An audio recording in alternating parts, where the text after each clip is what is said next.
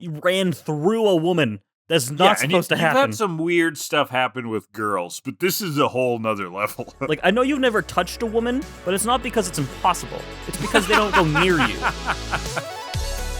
It took 118 episodes, but we did it, folks. We've reached the peak, the pinnacle, the best episodes of the Pokemon anime here on Kill A Delibird. And you know why? Because it's the main series debut of our title Pokemon Delibird. It's gonna be a great time. I'm already having an absolute freaking blast, man. I'm Kellan. I play Pokemon. I know a lot about Pokemon. Some would say maybe a little too much. My co-host, on the other hand, he does not know about Pokemon. In fact, he knows what the average Pokemon should know about Pokemon, and that's not a lot. It's Graham. Graham, how you doing? I'm the average Pokemon. You're the average Pokemon. Is that what I said? Yeah. Yes. What would be the average Pokemon? And I don't think that if we're talking means, I don't think that, and usually we're not when we're talking about discrete entities, but I'm just going to take that semantics and roll with it. We're talking about the actual average Pokemon. I think that it would be like a Jigglypuff with the face of Pikachu. Just like a Pikachu head thing with arms and legs. And that's the average Pokemon. I went to the Bulbapedia page for a list of Pokemon by base stats, and I sorted by base stat total. And I scrolled down to just about halfway down the page, just visualizing it. Well, that's medium. And that'd be Girafarig. Looks like. But Girafarig's the median Pokemon then. Sure. It only is exactly in the middle if it's a normal distribution, Kellan. And I don't know how the stats are distributed. Well, that's way too complicated of a topic to go into in one podcast. Statistics is too much complicated of a topic for a podcast? Yeah. It's too complicated of a topic for our podcast. Yeah. Actually, you know what? I have a little bit of a statistics story. Okay. If we want to divulge a little bit. Yeah, that's all we do. So as you may know, you people out there, I've been playing Pokemon Coliseum on Twitch, twitch.tv/HydroLeech, and going for the full 100% because I've never done that before. And I've reached a point in the game where I really just need to grind. I need to experience grind all my Pokemon up to level 100 because it's bullshit and I hate it. It's just a part of the game where I need to get everyone on my whole team up to level 100. I don't think they intend for you to use your in-game team for this and grind them all the way to 100 because you can connect the Game Boy Advance to it. So I think they intend for you to, have built Pokemon in the Game Boy Advance games and then transfer them in and whatnot. But I'm not doing that. I want to do these end-game things with my in-game team. So I'm grinding them to level 100. It's slow as hell. Coliseum and XD have slow battles. That's like my main complaint with the games. To make it even slower, there is no lucky egg in Coliseum. The lucky egg, a held item, if the Pokemon holds it, they get, I think, 50% more experience points. So it really speeds up the process. But you can't get one in Coliseum. You can get one in XD, but it's not till like post-game, and I don't have a file at that point right now. So the only other way in Gen 3 to get a lucky egg is to catch a wild Chansey holding one in Fire Red or Leaf Green. You know how Chansey can only be found in the Safari Zone, and it's a bitch to catch? Yeah. Yeah, so that's a pain. Best odds in the Safari Zone, I think, for Chansey are a 4% encounter rate, so 1 in 25. And then you have to actually catch the Chansey, which has a 45% base flee rate, which is very annoying. Yeah. Thankfully, due to a quirk with how the Safari Zone works, normally when you throw bait at the Pokemon, it makes them less likely to flee, but harder to catch. But with Chansey, it actually makes it less likely to flee and easier to catch, weirdly enough. Okay. Yeah, so that's nice. That's helpful. But it can still flee. It still has a 45% chance of fleeing on that first turn. Right. Which is very annoying. So if you can catch the Chansey, you're not even guaranteed the lucky egg, because there's a 5% chance it's holding the lucky egg. So 1 in 20. Right? So if my math is correct, the odds of you encountering a Chansey that's holding a lucky egg, and not even counting the chance to catch it, is 1 in 500. That's 25 times 20, I think. I did the calculator on that one before. Yeah, I think that's right. If it's just like, okay, we're talking about each encounter is an independent event, right? Yes. Then just times them all together to get the intersection. So it's like a 1 in 500 chance. If and then you they're have to catch truly independent events, I don't know if they are though, which is where this gets complicated. Well, because maybe I don't know what an independent event means, but it means that they're happening completely that they don't influence the next probability, which And what I'm trying to wrap my head around, because like the other probabilities are only at play if the Chansey appears, Mm-hmm. right? So it's a Yes. 1 in 20. Okay, and then it's additional. It's Yeah, 1 in they're 25 probably and then 1 in 20. independent, right? I don't Yeah. know. It's been a long time since I took probability theory. I would assume it rolls the Pokemon and then rolls the item. Right. I don't know the inner workings of the code, but that's what I would assume. Yeah. Either that or it has every possible combination of Pokemon and item in a table, and it rolls for that. In which case, I think that would be the same thing essentially. Yeah, sure. So, anyway. I guess. Anyway, we might be wrong, but probably not. I don't think so. We're never wrong. That sounds right. It's just, it's been a while, and it's the type of thing that sometimes things seem obvious in probability theory, and they're really not. Yeah, sometimes my brain gets wrecked when it comes to probability and stuff.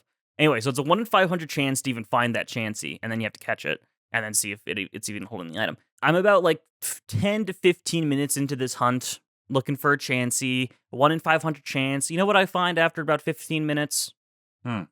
Not a 1 in 500 Chansey with a lucky egg. I find a full odds 1 in 8,192 shiny Rhyhorn. Whoa. Out of nowhere. Better. That's not what I was looking for, though. I wanted the lucky egg. So? Fuck the shiny. I wanted the lucky egg. Well, yeah, I agree. Fuck the shiny. I wanted... The egg means something. I didn't want my luck to be used on a shiny at that point. Not at that point. I still caught it. That's but you know what? Luck works, is it? But then I'm pretty sure it is, actually. Is there a luck stat? Some games have luck stats. No, it's just gambler's fallacy. Okay. But no, I found the 1 in 8,192 shiny when I was looking for a 1 in 500 Chansey. And then a few hours later, I did get the lucky egg. And then a few hours later, I got a second lucky egg. So that was fucking cool. So my luck's been pretty good lately. Like Xenoblade Chronicles 2 both literally has a stat called luck. Well, you know, lots of RPGs do. I think Mario and Luigi does. At least the first one. Lots of games do, but they use them in different ways. And it's kind of a weird stat like that. But in that game, because you can pull these characters called blades, and they basically become your different characters in your parties. It's an absurdly complicated system that, like, when it boils down to it, isn't that complicated, but they, like, described it in, like, the most complicated way possible. It's like, you get glip glorps and attach bleep bloops to them, and those give you Schleeby-doo blues. And, yeah, exactly. Booze. Yes, I know those. Anyways, there's a luck stat in that, because when you're pulling for these new blades, they come at random, and they have, like, base encounter rates. But then they're also augmented by your luck stat, and your luck stat can be augmented by blades that you've pulled, even. So you can, like, set up combinations of characters to try to get you other characters. And then on top of that, there's also a mercy system. So every time you do a pull and you don't get a rare blade, you get a boost for the next time that you pull. What the fuck until you is got Xenoblade one and it resets. on? What is Xenoblade even on? I don't like drugs wise. Math. Yeah. That's what happens, Kellan, when you snort math. We finally figured it out. Math, not even once. Oh, man. It's particularly that one. Number 2 is when they went just, like, bonkers with the systems, and, like, they don't explain fuck all to you. So the best way, if anybody out there's like, I tried to play that game, I had no idea how to play it. Don't look at the in-game tutorials. Instead, find, like, Chugga Conroy's video that says, like, top 10 things I wish I knew before playing Xenoblade 2. And then you'll actually know how to play. It's my dream to make games that are absurdly complicated for no reason. Like, there's no purpose to it. It's just fucking, like, Cones of Dunshire level stuff. Right. I want to do it so bad. Streamlined it in other versions. I haven't played 3 yet, so I don't actually know, but 1 and X are not quite as complicated. No, I played a little bit of 1, but I have not gotten anywhere close to finishing it. 1 is relatively simple. I want to get it on the Switch. It's not overly complicated. Before I actually, like, get into it proper. Yeah, I've got the definitive edition or whatever they called it. I think that's enough about probability. Yeah, what's the probability of us getting our act together and getting into the content? Kellan, I'd say a good 35%. It's 100% because that's what we're doing. What episodes are we doing, Kellan? Well, today we're looking at episode 233, Do's and Don'ts, and episode 234, Just Waiting on a Friend. Right, and one really good episode and one really weird episode. Which one is which? We'll find out.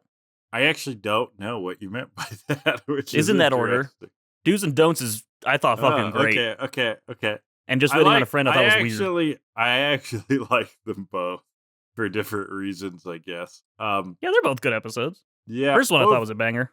The first one is a top comedy episode for sure. And in it, Kellan, we get finally a little bit into the inner workings of Team Rocket. Yes, right? I knew you would been like that. curious about them as an org and what kind of benefits they are. And luckily, Kellan, I found during research into this episode, I found all about the Team Rocket's benefits package. Okay. Oh. In addition to the 401k, you get these top 10 benefits listed on their brochure. You want me to read them off? Absolutely. Okay, number 10, they cover dental, but they only cover evil-looking teeth, like grills, maybe fangs. You have to make an argument of why they're evil-looking. And then you get them covered. No basic bitch dental work here. Yeah. A root canal, it's got to be a root of all evil canal. A rootin' tootin' canal. Yeah. Sure. We could have made jokes, but we're dumb in the head. Didn't come up with a good one. We're 9. Not improv trained. Number 9. We should go to improv school, Kellan. Oh, God. Yes, really should. I mean, it would make it better. Yeah. Yes, and we should go to school. Yes, and. Yes, and no. We're at the school. Yes, and we go to class. Yes, and we'd bring our lunches. Yes, and yes, wow, we're so good. We learned this it. Is perfect. Okay. Yeah. Yes, and number 9. You can stay at any Team Rocket affiliated hotel, but they're actually all sketchy motels. Official Poke Centers will turn you into the police. They need to have a single bed, a single TV, walk right out to the outside, bathrooms in the back. That's how every motel room looks in a movie where somebody's like hiding from the cops. Yeah. There's like one room. Dark blinds. Yeah. Sirens outside, but they're not for you. Right, this single like brown table with 2 chairs. Yeah, yeah. Maybe a remote. Who knows where the TV remote went? That's true. Number 8. Team Rocket cafeterias with the finest heavily processed meals. Fish sticks, chicken nuggets, nothing fresh ever. Who wants that? Gordon Ramsay would have a fit. Yeah. I don't think Gordon Ramsay is part of Team Rocket. They tried to recruit him once, and it did not go well. No, not at all. He saw the frozen eggs, the frozen scrambled eggs, and he was like, no. Yeah, this is tosser. diabolical. Yeah. You don't season them before you cook them. Doesn't he have a thing about seasoning eggs for you? They still have the fucking feathers on them. Number 7. Stock options, which can be vested once a decade, and Team Rocket will never IPO, so they're worthless, but we're not telling you that. We even heard about the stock options in today's episode. Oh, yes, yeah. I know. Yeah. I was titillating. Number 6. Giovanni writes his staff a Christmas card every year. It's kind of nice. His family picture is just him in Persian. Aww. And it just says, nice. It just says Christmas. Not Merry Christmas, just Christmas. Just Christmas. Yeah. In like this like gold font with like wide shit, Kellan, kernings. Yes. Is that what it's called? The space between letters. Oh yeah, that's what a kerning is. Yeah. No, what are they called when say eyes have like a tapering on them? A serif? Yes, a serif. They're all in like a gold serif font. Thank you. I'm glad you know fonts. It's like I like fonts, but I'm dumb, and so I'm glad that you like fonts and you know a little bit font about that fonts. says sans serif means the font, but without the little serif, the little nubs. Yeah. Yeah. There you go. Thank you. Mm-hmm. Number 5, company retreat every summer. It's on a different secluded island, rumored to have a legendary Pokemon every year, and it usually ends up in the island getting blown to pieces. That, or he brings the 20 worst employees and Giovanni plays the most dangerous game. Oh my god, with Persian? Yeah. Persian gets to feast once a year. It satiates her. She's good. Oh, that's dark and awesome. When's that Pokemon movie coming out? I think next year, actually. Giovanni's Grand Picnic. Sounds so fun. Well, Take number Grandma. 4, Team Rocket offers flexible work hours. You just have to work all the time. But they're flexible. Flexible. They're just I mean, constant. Yeah, you don't have to, but you have to. You can work Exactly. whenever, but it's always. You get it, Kellan. Mm-hmm. Number 3, promotion options are available if you steal lots of Pokemon. You can rise especially fast if you're a mad scientist. You don't even have to have an invention, you just have to fit the vibe of mad scientist. Just frizzy hair and you go up 3 Yeah, runs. just have that hair, wear a lab coat, boom, you're in. Yeah, perfect. Number 2, you get a vacation every year in any of the Team Rocket approved vacation zones, which are just places with lots of Pokemon to steal. They're all the safari zones. That's it. Yeah. The easiest vacation. Yeah. And number 1, the top benefit is on joining Team Rocket, you can choose a wide variety of options to be your Pokemon companion. Why would you ever want something that isn't a Zubat, a Grimer, or a Meowth? Don't forget Ekans or Rattata. Oh, yeah. Ekans and Rattata. Yeah. Yeah, that's tons of options. Yeah, that's fine. Who needs better Pokemon? There You are can have those. Yeah, no, they're at the top rats of the and list. bats, cats and goo and snakes. Yep. That That's it. sounds like the start to a good children's book. Rats and cats. Bats and No, goos and rats snakes. and bats and cats and goo and snakes. Yeah. It's like rhyming and then just falls off a cliff. And then it doesn't. Yeah. It sets kids up for disappointment in their lives. I love a good rhyme. And then your bus crashes. Fuck. Yeah. Well, shall we get into episode 233, Do's and Don'ts? We started off at a football field. This is not a familiar sight for the start of a Pokemon episode. Yeah, this episode gets off to a quick start because we're just walking down the trail, then boom, we're on a football field. And Team Rocket come in with a whole new motto. They're dressed as football players, like American football players or Canadian football players. Prepare for trouble, don't drop the ball, and make it double with an offsides call. To protect our team, we won't call it quits. We'll unite our runners with a 4th down blitz. So I guess it is American football, 4th down. To denounce the evils of an 8-round pick. To extend our reach with a 3-point kick. Jesse James, Team Rocket does one for the giver at the speed of light. No timeouts, the clock's running, so let's fight. Touchdown! That's right! This was a great. This was a great chat. Yeah, good animation. The only thing that would maybe dock it slightly is like, why? Yeah. An American football is a weird choice for. It was a weird choice for them. Like I would have been less surprised with a sport that's popular in Japan. So even just soccer would have been like, okay, sure. Yeah, because like baseball, we've seen baseball before. Okay, sure. Because like our football is like a North American thing pretty much, and like Australia has their own rules, but like that. Yeah. That's about it, isn't it? It's pretty niche, yeah. The only thing I could think of that's where Japan even has a view into American football is the manga and then anime iShield 21, which I'm looking up when that came out to see if this aligns. It started serialization in July 2002. When did this episode come out in Japan, Kellan? January 2002. So before iShield 21 came out. I guess so. So I don't know. I'm surprised. It's not like American football would have been like completely unknown, but it'd be pretty niche. Mm-hmm. That's even one of the plot points in iShield 21, which is an amazing manga, by the way. Actually, I actually really, really like this comic. It's about a kid who joins an American football club in school. But the whole premise behind it is that he found a really niche sport, right? It's like a sport no one's ever heard of, and they start playing it kind of thing. Maybe there's just like one writer that's really into American football. It could be. And he got it in there. Anyway. Either that or as part of like a pandering to the US kind of thing. Yeah. I guess maybe, yeah. Yeah, I guess, they would have known that they have that audience now overseas, so that could be it. But, another question I have from Alex, the former Team Rocket counselor. Wow, good for you to get out of that, Alex. Alex wants to know, which sport do you think would be most interesting in the Pokemon universe to be played with both Pokemon and humans on a team? Okay, that is a sick idea. And you know what, Alex? I feel like you just stole a future bit. We will definitely do Pokemon sports lists at some point. Like that feels just ripe for more ideas. We're just going to hold that then? Let's push that aside. Let's go a little bit into it, but I think we'll have chances to do deeper dives because that's a fucking awesome idea. I mean, even just like American football, let's talk about that. But the teams are Pokemon, Okay, Kellan, this would be a fucking sweet Pokemon sports spin-off game. Pokemon American Football, all right?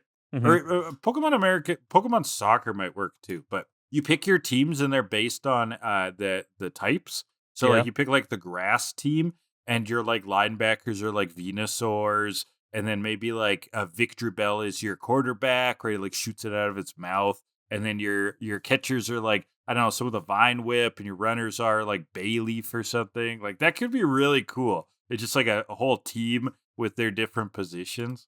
Way back when, in like grade 6 or something, a friend and I had an idea to make YouTube videos about a Pokemon baseball league, and Okay. we would commentate the baseball matches. I'm into and it. like the teams were all made of Pokemon, but like we were in grade 6 and had no animation skill or anything. So the idea was that literally all we're doing is commentating. Like the video is us commentating a match that you do not see. Okay. I guess that's sort of a podcast. But... This never went anywhere. But it was an idea we had. Okay. Do you remember any of the bits at all? Absolutely like, not. Any of the concepts, like which Pokemon played baseball? It went nowhere past a concept. We wrote a couple things down, but we never went back to that one.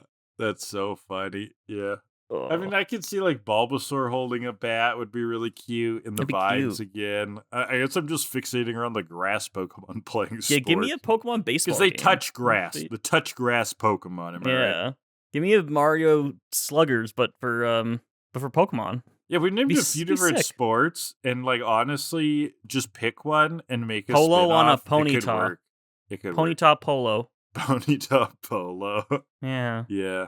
I mean, Pokemon Stadium mini games they don't, but they almost lean into like, they make me think of what could become like a Pokemon decathlon game. Yeah. Like, remember that like really scuffed, weird, but kind of fun, I think it's by Konami, game on the Sega Saturn called yeah, we played that Decathlon. Where it's like fun. 10 events. It's kind of fun, right? And it's basically all just like QuickTime events, but you're competing against each other, like hold down the button. I guess like a Mario and Sonic at the Olympic Games would be kind of like the more modern equivalent. A Pokemon version of that would be fun. Yeah, it'd be amazing.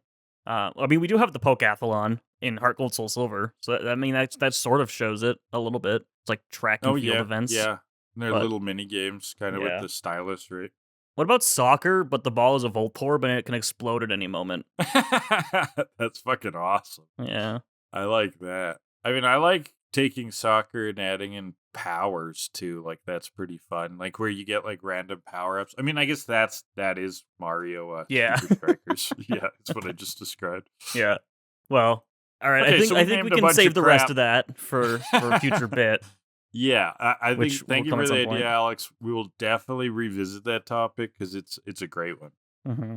So they just finish up this motto. Brock is excited because there's enough of them for a scrimmage. So we could play a game here. Yeah. But no, they kick the ball. Make us proud, Jimmy. The ball is a bomb. He kicks it towards the twerp's Ash. He's offside, but he kicks it back anyway.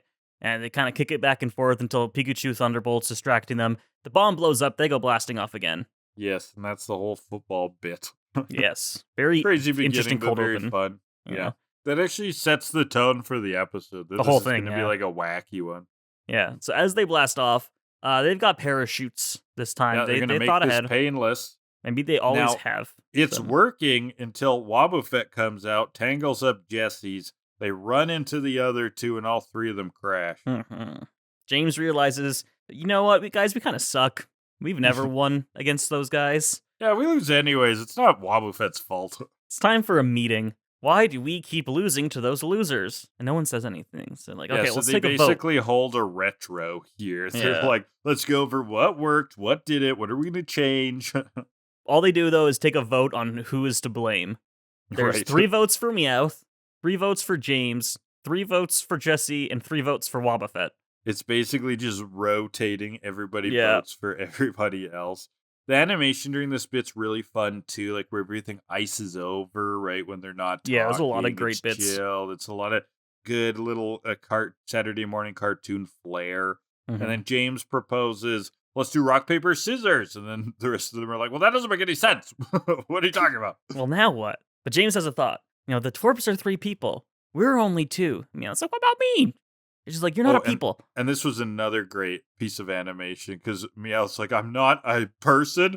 The shame. And he starts like, ice is forming on him and he's blubbering. I forgot. I'm a Pokemon. Well, Pikachu never hangs out in the Pokeball. And they have that Togepi. We have Wobbuffet, so it kind of all evens out. But they got a pile of Pokemon. We just have Weezing, Arbok, and an overly passionate Victreebel. None of our secret weapons have worked. And so they kind of just beat up Wobbuffet. Yeah, big dust cloud. They're like, we're going to take it out on the literal punching bag Pokemon. Mm-hmm. He just walks out of the dust cloud, and Jesse grabs him back. Like, you're not going anywhere. You're not moving. And now the 3 of them are tuckered out, lying down after this big fight. And Meowth's like, vote. If that's the democratic process, I'm voting Republican. Okay, This is Meowth's right-wing tilt. He is grifting now. He's going to tell you all about how you should only eat red meat. The woke is coming for your children. They're making your children gay. This is Meowth on the speaker, right? He's talking all about how they're turning the Poliwags gay in the water with the fluoride. If your email has pronouns in the bio, I don't want to listen to you. Oh my God. Meowth, no. Oh, Meowth. Fuck, he's what so happened? bad. What happened to you, Meowth? You used to be he's going on tour with Ben Shapiro. Fuck. I used to love listening to Meowth. What happened? There's like going to be a 2-hour video essay on YouTube about the Meowth downfall. The downfall of Meowth. Oh, man.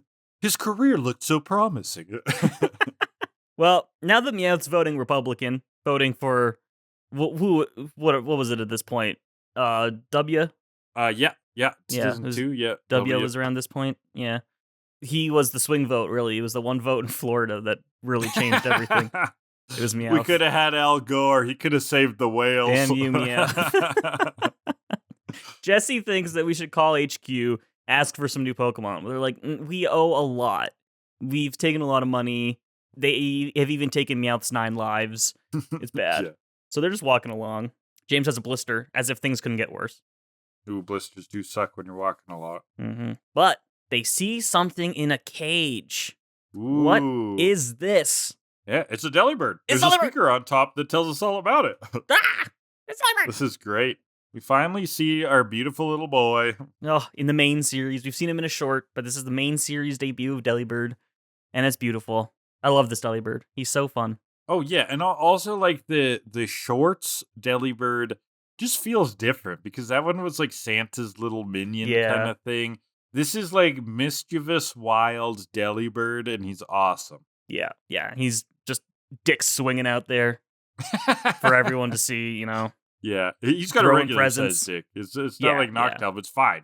You know, yeah, it's fine. It's not embarrassed. It's fine. No, he's confident in himself. But so yeah, there's a bullhorn on this thing that's like, this is a Delibird. I've caught so many of them, I'm leaving this one in the wild for someone else to catch. Use care, as it's very powerful. And the cage blows up, disappears, and the Delibird's free. And so the battle horns come on. Arbok and Weezing come out smog, but it flies away and starts to blizzard. They're like, how do you know it's a blizzard? Because it's a fucking blizzard. Yeah, we're freezing. We don't have our Canada Goose jackets. Victreebel comes out, chases James, eats Jesse's hair, goes to devour the Delibird with a razor leaf. That was miscommunication, I think, there. But Blizzard freezes it again. It goes back. Arbok goes for the poison sting, but Blizzard freezes Arbok and Weezing. And now comes Wobbuffet. Pretty good here. Wow. Yeah. Out comes Wobbuffet. Delibird's lunging at it, but it counters it and knocks Delibird back. And James now has a whole new opinion of Wobbuffet, even though we've seen him do this like 10 times. Yeah, Wobbuffet's actually not bad. And he makes sense for a team like Team Rocket that's constantly getting beat up. Yeah. Wobbuffet is literally their best Pokemon, by far. Yeah. So, now that chunky chickadee is mine, Jesse proclaims. Yeah, they fight over who gets to catch it. But the old lady from the bullhorn calls it back into her ball. It was a trap. They've passed the test. Yeah, of course it was too good to be true. Yep. She's a Team Rocket talent scout. And after watching these two in their phony uniforms Yeah, she knows that they're perfect for Team Rocket. Yeah, so good. She's like, do you dress up often? You're already cosplaying. Might as well Yeah. come in. And they're like, we're real. We're real Team Rocket members. They're like pretty offended. Impossible! Look at the real uniform! And it's the black uniform that all the other grunts have. But Yeah. Jesse and James apparently designed their own uniforms, their own creative freedom. I mean, they have that fashion flair. And she's like, no, I've seen so many fake phonies. The cops are really cracking down on Team Rocket, so we need more members. So you should We're consider real. joining. They're like, we're real. No, you sure don't look like it. But she's prepared to offer many zeros in their offer. Yeah, so she gives him a number, and they're like, well, we can't join twice. Okay. So then, she's got a computer out. She's going to look up their IDs, all right? Turns out James is expired. They haven't paid their dues, pension, or welfare, or the Team Rocket Retreat Fund. Retirement fund. Oh, retirement fund. Can't read Yeah. my own writing sometimes. They've been completely removed from Team Rocket. Yeah. Oh, Not on shit. the list. They read it themselves. The humiliation. Meowth puts his registration number on the screen. It just comes up. No. And another sick sadness animation from Meowth where he's like reeling around. They're just depressed. Yeah, it's that blue and white animation. Who am I? What shall I do now? Who am Pain, I? the shame. But I knew you would love this section where they talk about you haven't paid the union dues or the welfare. Yeah, dues, pension, welfare, and retirement fund. Now it's interesting that they have their pension, which would be probably a federal pension since they mentioned their retirement fund separate, which would be their RRSPs, which means, Kellan, that there's a federal government. Oh in no. Pokemon. And they know about Team Rocket. They're allowing this to happen. It goes right to the top, man. It's crooked. It's like how the Yakuza are like run companies. Yeah. I don't know if that's still a thing, but that was like a thing, right? Or like the mafia ran company, Yeah, Uncle Jimmy's pasta shack, Yeah, exactly. Tony's Pizza. If we don't get, The if our guy laundromat. doesn't get there within 30 minutes, we kill him. Mm-hmm. 30 minutes for your life. Yeah, so it's a whole business now, benefits and everything, which creates so many implications and problems in the universe.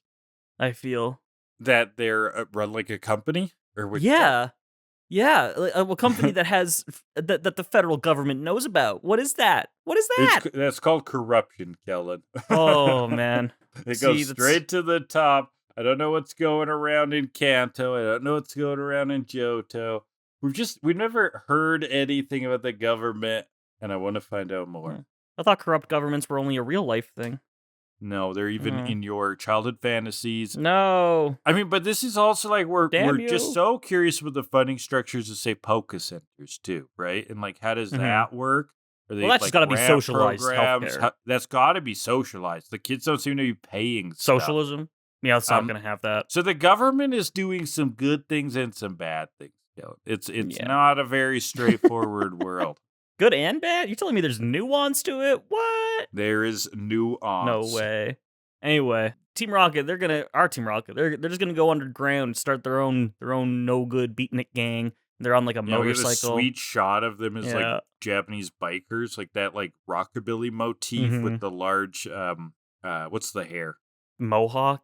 No. Pompadour? That's not the one I'm thinking. Pompadour, thank you. Pompadour. What would I do without you, Kellan? I can't remember. Fuck all. Not much. I don't know how you would run this podcast without me. I know. So they're gonna start their own gang, and the woman's just like, no, you can actually just like re-register for Team Rocket. They're like, oh, let's. And then we get this cut to the actual HQ with Giovanni and Wendy from HR. And so Team Rocket also has human resources. I mean, how would you manage this many people? What kind of human resources are in a mob company? What's going on? Wow. They must have human resources. They got to recruit. They've got all these benefits packages. Do real life mafias have human resources? I don't think so. I'm going to send Tony around to make sure they're following the rules. That's Tony from HR. I think the HR guy in the mafia just kills people that don't follow the rules. I think so. I think that's mafia HR. I think that is mafia HR. Well, Wendy from HR calls Giovanni apparently the Johto recruiter has found some promising people. And so she uploads the data. And we find out Wendy knows Jessie. We have a flashback. Jessie made her pay for a fruit smoothie one time. Still owes her the money. Never paid her back. Never paid any money back to Team Rocket. They haven't paid a cent of the debt. And so she suggests that they get cut off entirely. And Giovanni's like, no, keep an eye on them until they repay the loan. If they can't, they'll be struck out. He loves a little debt slave, right? Mhm. He's like, nah, we're gonna use this for power. We're gonna milk this for all we got. Cut back, the old lady's telling our Team Rocket there's just one more exam they gotta pass to reapply. They gotta attack some trainers. And luckily there's some running right by. It's the twerps. Oh, but they're unbeatable. We've tried and tried. They don't look that tough. They're tougher than us. And I guess you're not that tough. We need a secret weapon to even take them on. We'd have to borrow more money. What about Delibird? They can borrow Delibird. So we go down to the path. We see Team Rocket in some outfits of some kind that I don't remember. Like traveling samurai. Yeah, I think. Maybe like they that. kind of look like just like they have baskets on their heads. Yeah, nothing special with the motto. They just reveal themselves. And I think Brock. This is motto 2, so yeah, whatever. Seeing you thieves once a day is more than enough.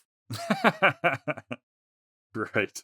So Team Rocket's got to steal Pokemon to return to Team Rocket. And they're like, huh? He's like, what? They're not making any expired. sense. Misty just suggests that they don't rejoin. They're like, yeah, no. Maybe this is your way out. That place sucks. Well, no, Team Jet is full. Team Helicopter is full of snobs. Besides, Team Rocket has stock options. Yep. I still think they're poor terms. Do you think Giovanni tweets for people to buy stocks right before he removes his tariffs on Johto? You think Giovanni has tariffs on a nation? I mean, sure. Yeah. The nation of Team Rocket is now tariffing everybody else. Yeah, like I wonder, Kellan, because I said in my bit I don't think the stocks are public, which means people aren't buying them. I think they're not buying Tesla. I think these are extremely shitty stock options that the employees can't even use. They're just meant there to like dangle equity over their head. True that. Can we tariff something? Does anyone out there want to be tariffed by TKAD? Let us know. Can we tariffs are national things. They're just taxes. And they're import taxes. I don't understand how we could. I mean, I guess we could be like, we don't import or export anything, do we? I guess we export this podcast. Is our Patreon an optional tariff? Discuss.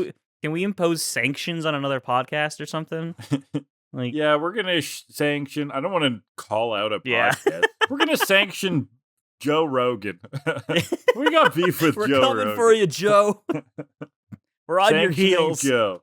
We're like, what, numbered like 4,000 on Spotify lists? We're coming for you. We're gonna knock you out. I don't have no idea. That'd be pretty good. Yeah. Anyway, so yeah, Team Rocket has stock options. Out comes Delibird. We dex him, and Dexter's like, Delibird likes to give out presents. And like, how could that be an attack? And so he gives each of the twerps a glowing present, and they're like, oh, thanks, Delibird. That's so nice. And then they blow up. They explode. These little orbs are bombs. And Dex finishes its sentence late, right? It's like, yeah. Present. And then they explode. Which explode? Thanks, Dexter. Appreciate that. So out comes Phanpy, new addition to the team from last week, goes for the takedown. Delibird dodges and blizzards. It freezes. Phanpy's not too cool with ice attacks. Thanks, Brock. Delibird spreads more presents. He's just throwing them out of his tail bag. Pikachu catches one. Kaboom. And they all hide behind a boulder. I like Delibird attacking. It's fluid, and it has that Saturday morning cartoon energy because people are just catching bombs and being like, what do I do with this? And then explode. You know? Yeah. Very Wile E. Coyote. Just gonna hold this, explosion. I guess? Not let it go or anything? Delibird, they're hiding behind the boulder. Delibird comes up, just taps Pikachu on the head, hands him another present. Pikachu, again, just takes it. Kaboom. But sometimes the presents restore opponent's energy, just like present in the game. Ooh, nice. It's random, right? Yeah, and it's part of what makes Delibird total shit. Yeah. Not super viable, eh? No evolution. Unfortunately. Did it get an evolution ever? No, it got a paradox in Yeah, it Gen got a 9. paradox, right? Where it's But like a that's not the robot. same. It's not the same family, so Right. it doesn't really count. But no, yeah. If you missed the shorts episode 100, where we talked about Delibird viability, Delibird is bad, Unfortunately. very unfortunately. 'Cause I love this damn little thing. It's so Rough silly. typing, not a great skill set, right? Yeah, Not it's the great same moves. typing as legendary Articuno. Not quite as good though. and I mean, it doesn't have an evolution just like Articuno, so it's basic. It's basically shitty, Articuno. It's just shitty shitty Articuno. Yeah. It's Articuno at home. That's exactly what I was thinking. We love you, Delibird. We love you. Mom, can we have Articuno? No, we have Articuno at home. Delibird! So Pikachu has been restored, and he gives the look. He's got his Pikachu murder face on, which was amazing. Yeah, he looks devious. Thunder attack. The ground breaks and shakes. Team Rocket is shocked there's a tornado for some reason, and they go blasting off again, with Delibird this time. Mm-hmm. And the recruiter's like, we need people.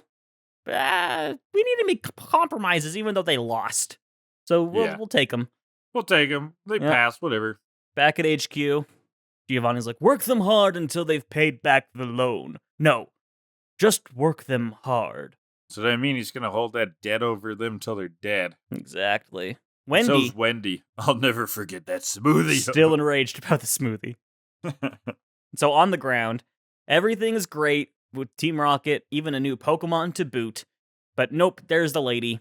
She takes back the Delibird. But this Delibird's going to stick around as the direct deposit Delibird. He's going to hit them up for money from time to time. Right, so he's the shark coming by their house to collect, right? Yes. Like, oh shit, landlord's back. He is the debt collector. And he will return. If you can't pony up, things are gonna get a little bit icy. You know what I'm saying? Sleeping with the Remoraid. The Remoraid, if you know what I mean. You notice how we often go into the mafia voices? Yeah. Maybe it's because they're so easy. Maybe it's because even if they're bad, it's fine. I enjoy like pizza, which the mafia loves. Yeah. Jimmy's got the pizza joint down the block. He's the front, actually. Don't tell the cops. Yeah, well, Delibird's going to stick around. For the money and the dues. They don't even get a signing bonus after deducting everything that they owe. Because they owe so much. Yep. Delibird gives them a little receipt. Gives them a present, but this time it's a receipt. Contract fees, late fees, and a smoothie. One fruit smoothie. Which, and then we see Wendy. Revenge is sweet. Goes back. Jessie's so confused. She's like, I prefer lattes. I don't even like fruit smoothies. She has a very white girl coffee order. Yeah, did you write it down? No. 2 milks, extra foam. I don't know. It was like it's something complicated. But James hates that the Delibird is going to be hitting them up for money. We don't have money. So, hey, let's just use the Delibird to capture Pikachu. Great idea. Mm-hmm. So we see the gang continuing on their adventure. They just kind of overhear Team Rocket yell, "Life is good!" and find it very strange. And that's the episode. It's a great episode. And that's it. Almost like I almost was expecting more, but that's just where it is, yeah. Mm-hmm. Well, this Delibird will return, so this is just setting stuff up. That's nice. Good to see. Mm-hmm. Okay, so the literary hour, the trope is the bad Santa, right? No! Because there is a trope in a bunch of things where we have Santa that's gotten a little bit devious. They're usually not pure evil. They're usually mischievous Santas. The Grinch could be seen as kind of a twist on that, of course. But I found this short story from 1957. Actually, it's a short poem. The story is called The Boy Who Laughed at Santa Claus by Ogden Nash. And it's all about a little kid who makes fun of a Santa, but then the Santa comes back later and turns him into a jack-in-the-box. Oh my god. Yeah, curses him into a jack-in-the-box. So that's creepy as fuck. What the fuck? Yeah, look up this. It's a poem. The Boy Who Laughed at Santa Claus. Ogden Nash. 1957. What about, he's not really an evil Santa, but he is a violent Santa in that Violent Night, a movie that came Oh, out I a still couple years haven't ago. watched that. That looks I pretty want to see fun, that. though. I want to see that.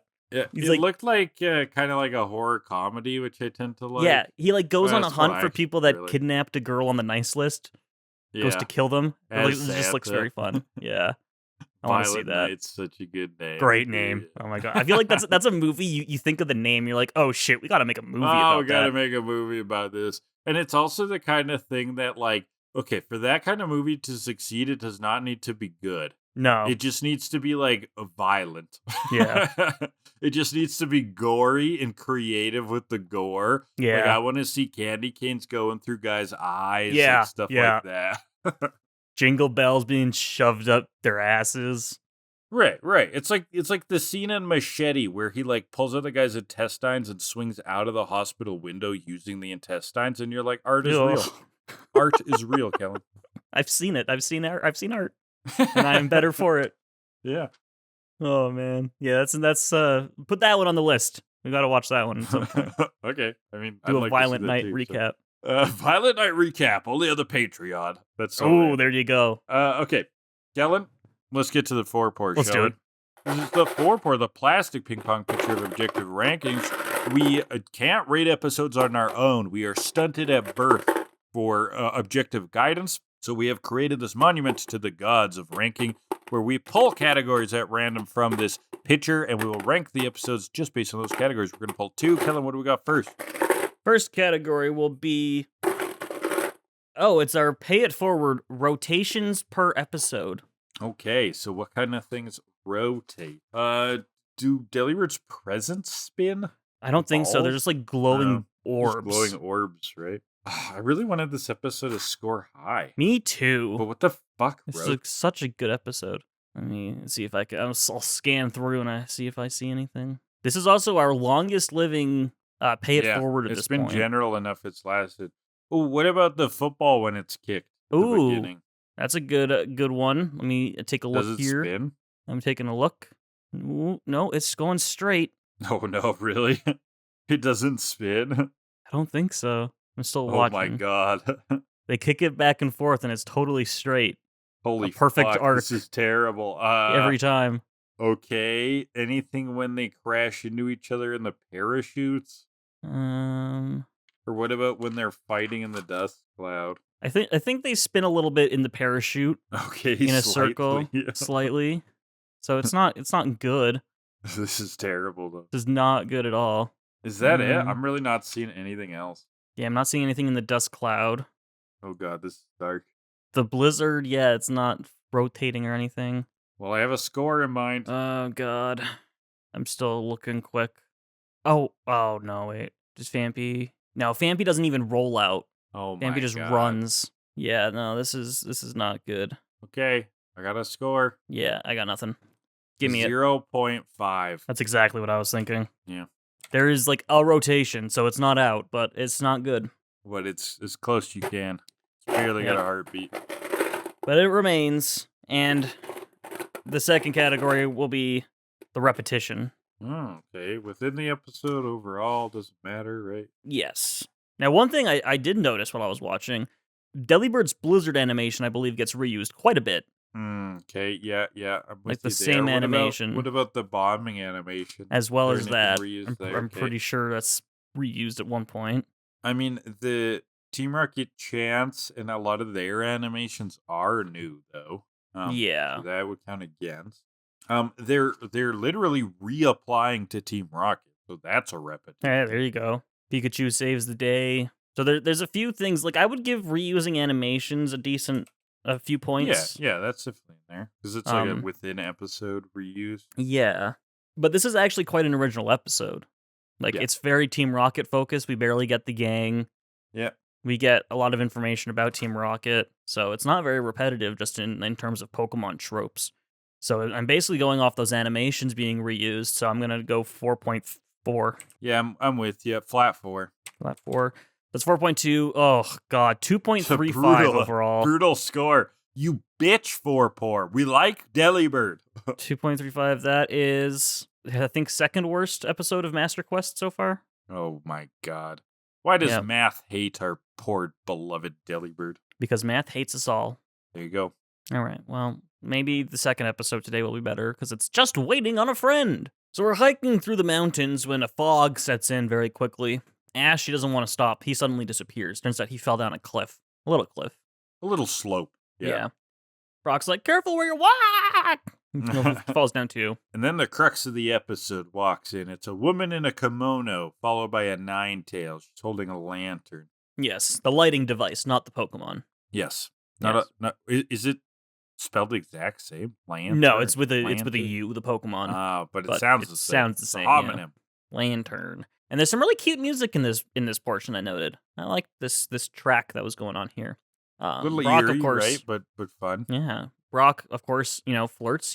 You are a vision of beauty. Blah blah blah. This is Lococo, our character of the day, and she says, stay with me until the fog clears. Her home isn't far from here. It's nothing suspicious about this woman yet. Definitely not. No, not that she came out of nowhere in a mist. Okay. Mm-hmm. Now, Team Rocket's collapsed. They are on strike. They're so hungry. Put a fork in me. We're done. Wobbuffet sees something. He senses the twerps. They're right there. We see them. We can get Pikachu and the Ninetales. But first, we gotta eat. They're so hungry. Grab their grub and Pokemon. And we've seen Ninetales before, right? Yeah, it was in that episode Yeah, when salon, Vulpix was given salon, back. yeah. Big Fox, yeah. So we've arrived at her house. Great design. Lovely Pokemon. Oh, it's great, yeah. We've arrived at Lococo's house. It's this gigantic mansion. So let's go in. Team Rocket, they're not far behind, we see. So inside, Lococo feeds them, and Ninetales seems to take a shine to Brock. Yeah, loves Brock, which is interesting. I mean, and also kind of not. You can just be like, well, Vulpix and Ninetales love Brock. It's like a thing. I don't know. Yeah, it's a natural thing. It's part of their genetic Team Rocket's code. sneaking around this castle. This place is huge, by the way. Massive, like a massive traditional-looking castle. Team Rocket's sneaking around, and they find a room. What is this, Kellan? Is this a pile of gold? No, one better. Pile of cookies. Cookies. A mountain of magnificent munchies. This is a Scrooge McDuck style cookie room. Yeah, they can just start diving. You could swim in this mountain of cookies. So the gang, they're full. We see what Brock wouldn't give to stay here forever. Lococo would love that. With the mist. So the mist won't clear until tomorrow. So the gang is free to stay until then. But then Togepi notices something. There's a mirror in the corner, but Lococo doesn't have a reflection. Vampire. Yeah, Misty clues in. What the fuck? She says, she's like, shit, did that just happen? No. Are we in some kind of Castlevania? Yeah. Well, Ninetales closes it psychically as soon as they notice that Misty has seen something. And she's like, must be the fog. It's so thick and it fogged up the mirror, the mist. It's, you can't see anything from that. Brock just thinks the mirror is incapable of reflecting Lococo's beauty. Yeah, like, oh my god, the copium, the logic that Brock takes sometimes is like the simp copium. The simp copium is extreme. Yeah. Mm-hmm. I'm really happy that Brock didn't have access to Twitch chat. Like, he would have been brutal. Write my name on your arm, please. You would be so bankrupt. I'm gonna sit here for 40 minutes while Amaranth isn't on screen, just waiting for her to get back. Oh, he even goes into offline chat giving money? Oh my god. It's not even offline chat, it's just that a lot of those streamers will disappear from stream for like 30 minutes at a time. Ah. It's fucked. Weird. It's so annoying. Lococo comes back with the bedding and whatnot. Ninetales just climbs up all on Brock. And he's like, I had one of these. No, you didn't, Brock. It was a Vulpix. It did not evolve. Yeah. He was selling himself there. Mm-hmm. That was a good tactic. Like, you can be close to the truth. Yeah. That's the kind of thing a couple years later, you're like, I said I had one of these. I was a little bit off. They didn't. I kind of just said it. Our whole relationship is based on a lie. I'm sorry. I had a Vulpix. I mean, that's like 1/9 of Ninetales. Well, Vulpix has 6 tails, I believe, so it's actually like 6/9. Nice. Oh, yeah, 2/3. Yeah. So they ask Lococo, why do you live up here all by yourself? And she gives us the story. The owner left on a journey many years ago, and hasn't come back. The staff's all quit, and she's the only one left to care for Ninetales. So they're waiting for tragic him. story. Brock's crying They're about waiting it. forever, it sounds like.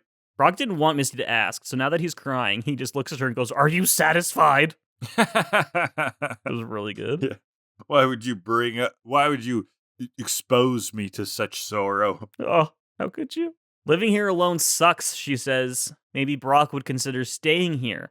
And Brock's like, "Are you saying we can get married?" And she's like, "Hell and yeah." then Lococo puts on like a blush. She's like, "If you find me acceptable." Oh. Blush. I was like, whoa. He goes to hug her and falls right through her. Oh, shit. And Brock's still coping. He's like, just misjudged the distance. She's too hot. Her skin is skin's so too delicate, it can't be touched. Ash and Misty now, because Ash is clued in now too. They pull him aside and they're like, "That was fucking weird, Brock." You ran through a woman. That's not supposed to happen. You've had some weird stuff happen with girls, but this is a whole nother level. Like, I know you've never touched a woman, but it's not because it's impossible. It's because they don't go near you. That's so good. Like, Brock, this phenomenon you're having where you constantly strike out is not a physical law of the universe. Okay? You haven't stumbled upon the new quantum theory of how everything works.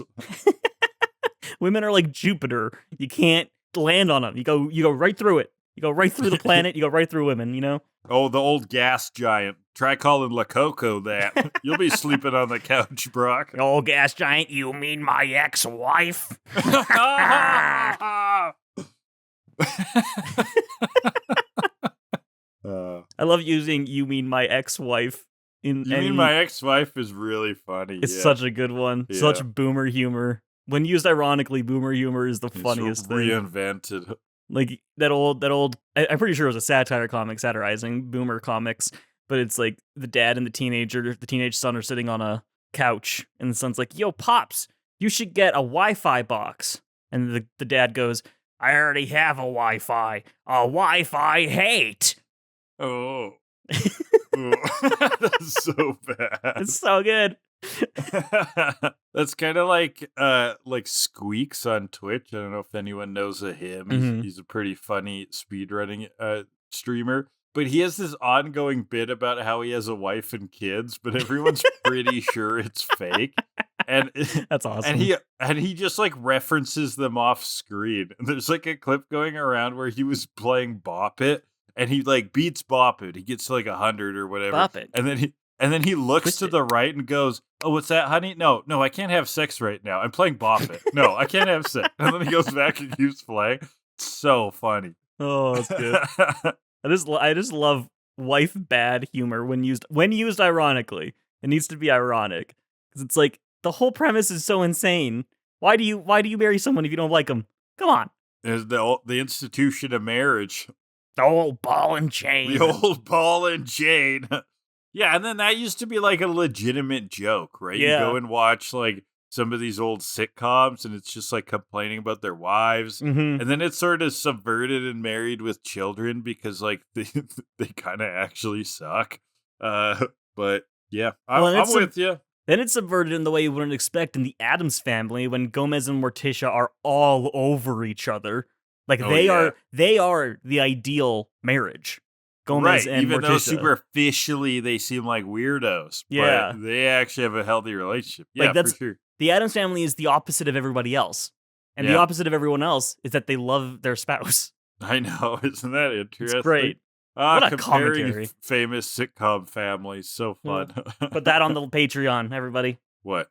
It's comparing of sitcom family analysis. Tier list sitcom families. Sitcom couples? Yeah. Yeah. We could talk about sitcoms for a while, unfortunately. I don't know what that says about our brains. Well, anyway, back to the episode. Where even were we? Lococo, the gas giant. Gas giant. Brock, they're explaining to Brock that something's up with Lococo. Earth to Brock, wake up. We gotta get out of here. Brock is like, I have no choice but to help Lococo and Ninetales find happiness. And so she takes him to discuss their future together in private, and then turns angry onto Ash and Misty. She's like, "Okay, you may leave. Go." And then and now the music is just kicking in. Lococo's glowing a red, and then Ash and Misty are like floating, levitates them, and sends them flying outside. Gives them the boot with magic. It was sick. Team Rocket, they're wondering what's behind door number 2. Well, it's a sea of popcorn. Tell them about it, Rich. wobbuffet here has like a sack of cookies on his back. It's really cute. Back to Brock. He's just entranced. His clothes change suddenly. And he's like, wait, when did this happen? And she's just like, don't you remember? You just changed. She actually gaslights him. Yeah, she actually gaslights him. She's the gas-lighting giant. Oh, okay. Ooh, there you go. Come on, bringing it back. Who doesn't love a 30-second callback? A 30-second callback. Don't even let it bake slightly. Raw crust, pull it right back, shove your head in it. That's how we cook in this kitchen. This is the blue rare steak of callbacks. Of callbacks, right. Throw the raw meat on a plate. You just shove it on your face and enjoy the cold meat. Well, we gotta snap him out of it. Ash and Misty, they're watching in. So Ash is ready to just like throw Pokemon into battle here, and she's like, "No, God." Misty's like, "No, you can't do that. They'll find us. They'll just throw us out again. So let's sniff around the other rooms." Misty in another room. Misty can't find anything about her. But what about that door? Well, we go into that room, and there's a painting. It's Brock and Ninetales. Whoa! But it's not actually Brock. This guy has a mole near his eye. That can't. He looks a lot like Brock, but slightly different. It's not so, like, quite okay, him. this is the guy who left. Like, no wonder that Ninetales likes him.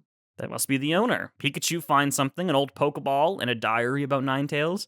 The owner was going on a trip and leaving the house to Ninetales.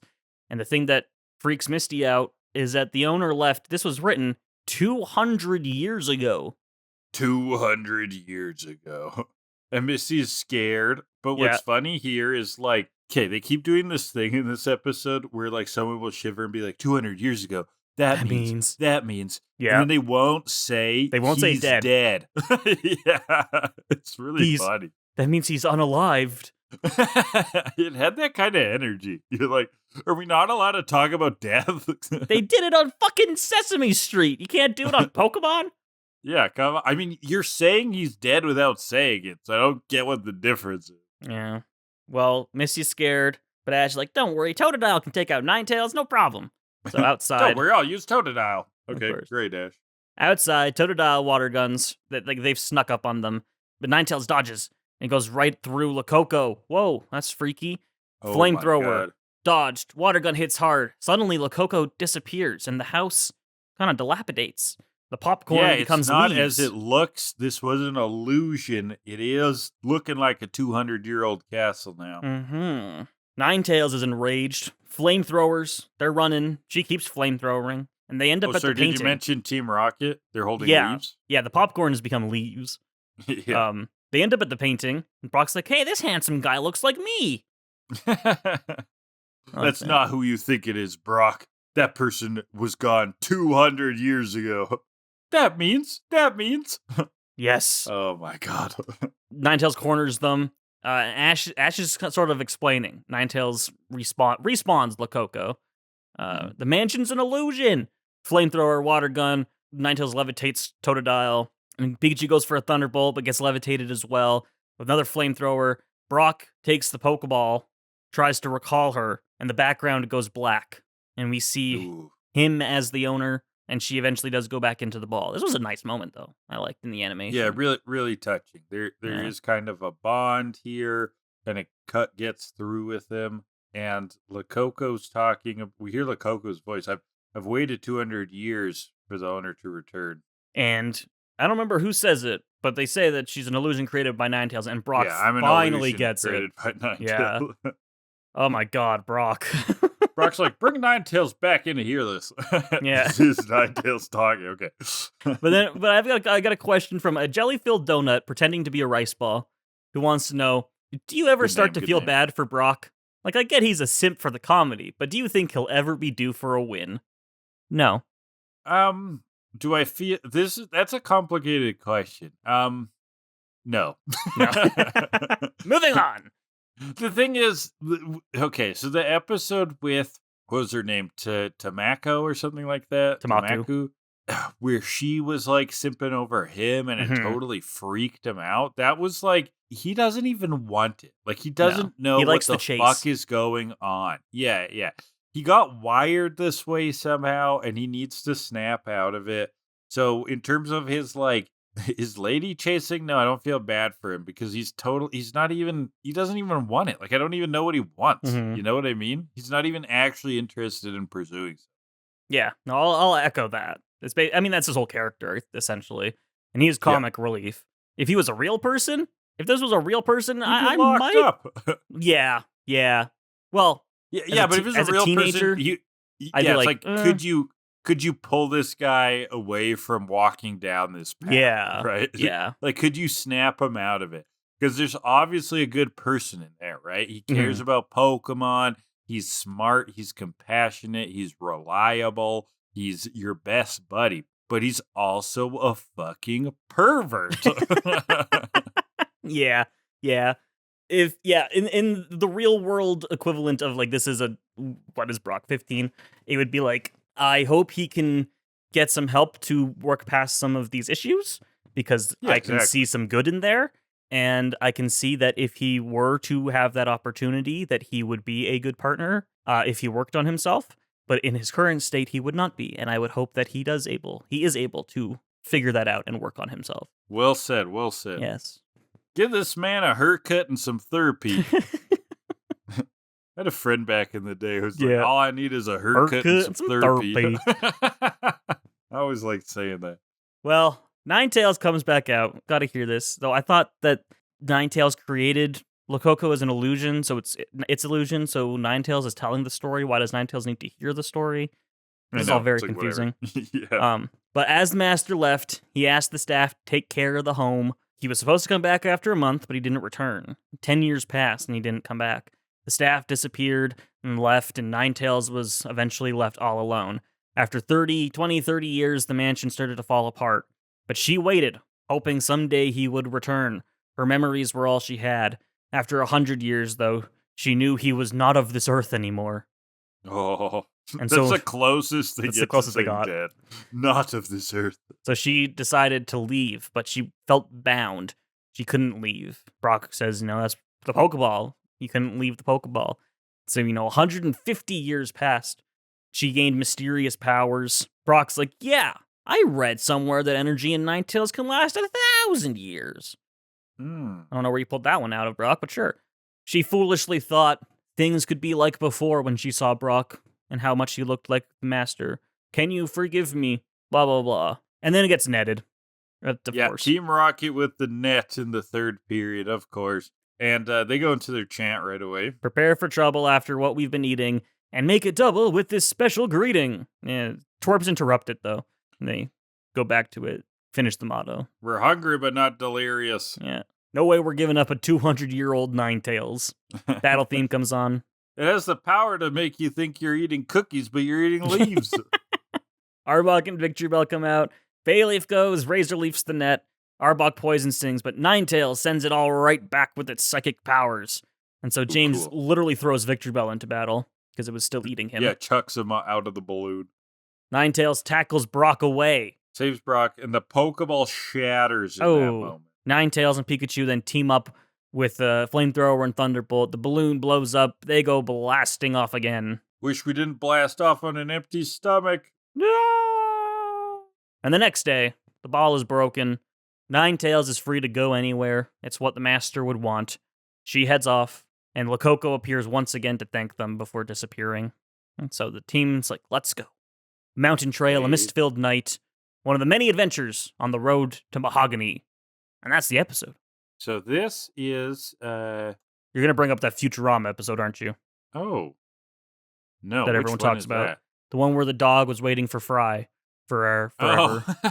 The one that everyone is very sad about. Actually, that's a pretty good one. I mean, I didn't think of that. Okay, so the trope of the animal waiting for the owner forever. Yeah, that Futurama episode with Fry that breaks everybody's heart, sure.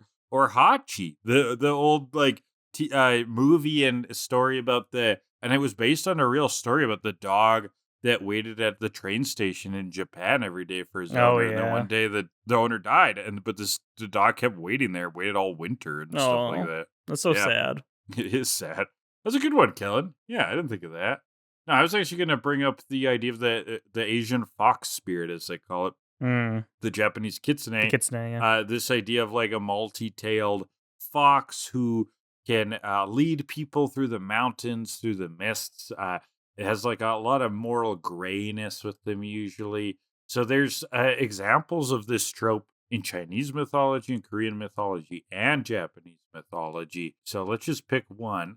So for example, there is a story in Japanese mythology about Kuzunoha, the mother of the astrologer Abe no Seimei, benevolent white fox, emissary of Inari.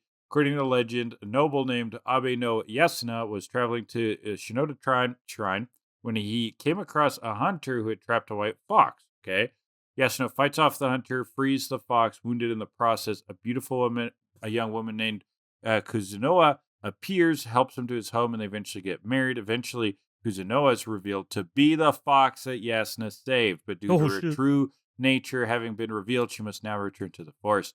She leaves a poem asking Yasuna and Seimei to come find her, and it is revealed she is the kami of the Shinoda shrine, which is like a demigod, basically, who is connected with the shrine, bestowing Seimei with the power to understand animals. The earliest version of the narrative had the fox spirit commit suicide out of despair. Wow, Pokemon can't even say death, and I just say commit suicide. And Commit some later, unaliving. yeah, in game allegedly. And some later iterations have Kuzunoha be a human woman who Yasuno was in love with, and who the kitsune impersonates to woo him. So yeah, Mm-hmm. foxes in love goes way back. Then there's also that Keaton in Majora's Mask that asks you trivia questions Yeah, for that's some reason. Yeah, based on that, I guess. I yeah. don't know. Well, it's got a lot of tails. Trickster So, themes. yeah, yeah. All right, let's. I missed the 4-minute MCU tangent from last week. That was nuts. I Yeah. listened to that back, and I was like, what the? I didn't edit it at all. No, I didn't touch it. I got to that point in the Wow. editing, and I just skipped ahead. Cool. Yeah. Anyway, let's Kellan, rate this 4 for me. last episode. Yeah. Yeah, let's see if this thing can do better than the scorched earth that happened with poor Delibird. Yeah, that was unfortunate. Well, we're gonna start off with the perceived smell of the episode. Old. Yeah. Old and bold. Okay, mist, right? You've got that deep dankness, and then you've got Dank. and then life again. You have, I think the candle of Lakoko would be giving off a scent. I feel like she herself has no scent, right? She's an apparition. She doesn't exist, yeah. I feel I like think Ninetales that would smell nice. Ninetales has a nice This smell. looks like it smells nice. Kind of like a dog, but like a little bit more smoky. Smoky dog. The castle, I think. Do you think the castle would smell old and broken down, or can Ninetales alter your sense of smell too? I feel like they never mentioned the smell being weird, being bad Right. for the. I think it can alter the smell as well, but I think then when it's revealed to be bad, it would be like really dusty and old, and so that's not Really good. dusty and old and full of leaves. Yeah. So that's tangible. But beforehand, it kind of would've been good. sterile before. Yeah. Yeah. Maybe incense burning, right? That Mhm. kind of goes with the motif. So Yeah, I don't know. There's some nice ideas here. yeah. Some nice nature. I'm gonna smells. land on a 6 for this. 6. I'm around that middle ground area. I'm gonna go 6.3. That's 6.15 for that. Final category of the day will be the character of the day. Ooh, so Lakoko / Ninetales.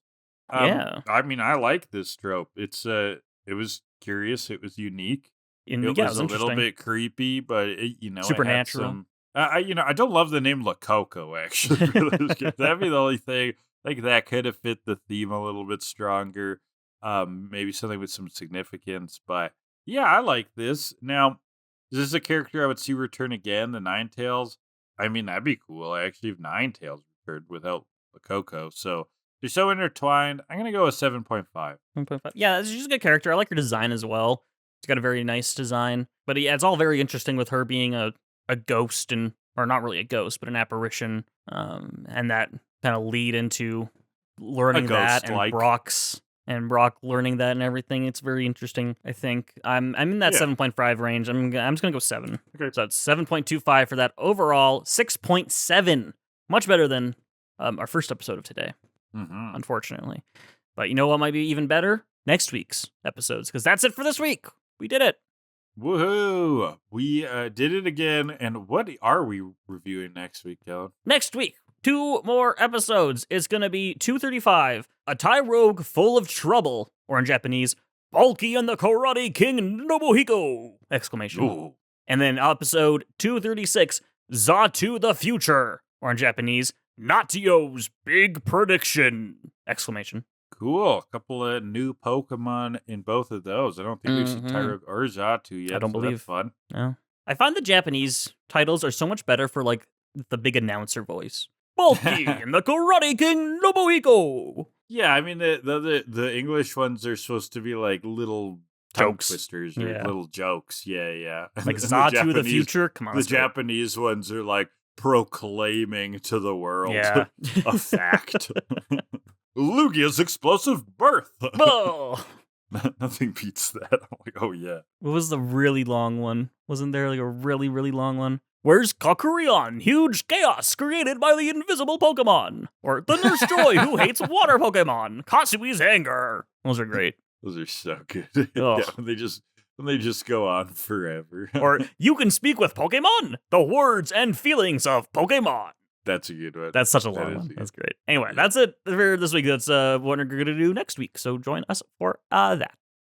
Thanks, everyone. Thanks for listening. If you're watching on YouTube, that's youtube.com/HydraLeech. Leave comments down below. Like, subscribe. Love engaging with you. If you want to reach out to us, you can do it. We got an email inbox to killadelibird@gmail.com. We're also on Blue Sky. Handles to Kill A Delibird.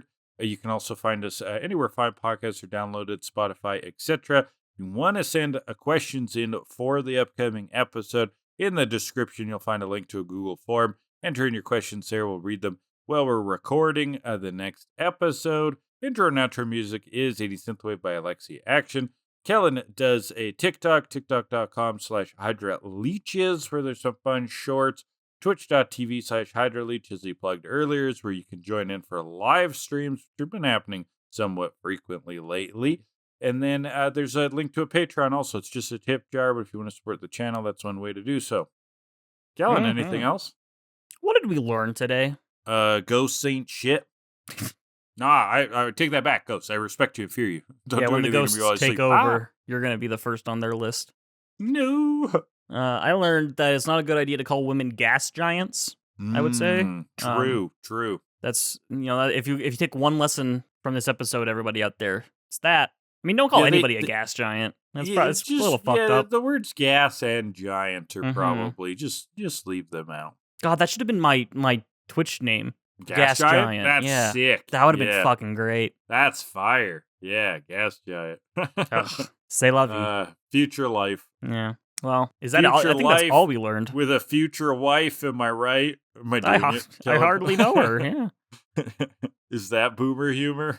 No, you have to hate your wife. That's boomer humor. Oh, see, I have a real wife, so I can't do that without sounding like a jerk. You could if you weren't a coward. Yeah. See, I can't even do it. I can't even do it, Kill. See, that's why I'm not married, so I can make these jokes. That's the reason. It's all for humor. It's all for the content. It's all for the comedy. It's all about that grind set. All for that Sigma grind set. Woo, woo, woo, woo, woo, woo.